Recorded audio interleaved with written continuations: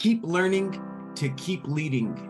You need to have humility to be able to implement. Just because you're gaining the information doesn't mean you're actually using it. And as a result, it's not really doing much for you.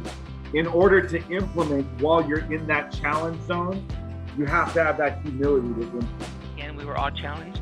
And it was being about what we were going through right now, like with the DPP. We actually were challenged, but at the end of the day, we kind of got into the groove, you know? The thing that I didn't like is like, don't beat yourself up for not being better. You're where you were at that point, you know?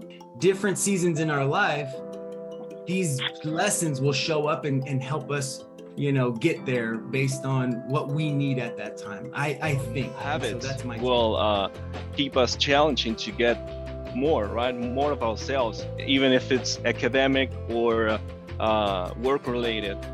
Everybody in the same page here. We cannot grow without being challenged. So that's kind of the consensus here. We all agree that there are moments in our lives and there are places in our lives that we are challenging ourselves. And Ken say something that I really love, that it's practicing.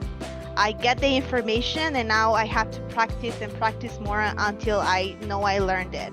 We're all of those things at different times of our life, or sometimes all at once, but in different aspects of our lives. But I think it's really with the daily reflection and studying your craft that you really get to learn more. You know, I'm challenging myself by pushing myself for 1% better every day. 1% sounds like a little bit, but it's a lot to consistently do.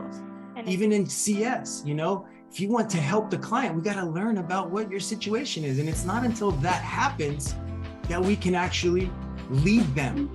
Everyone's coasting somewhere, everyone's comfort somewhere. And the only way to grow is to look at yourself honestly, be aware of what you're doing and try to grow, try to take yourself. Like if you're coasting somewhere, then try to move to a comfort zone at a minimum. And if you're in a comfort zone, then see if you can challenge yourself.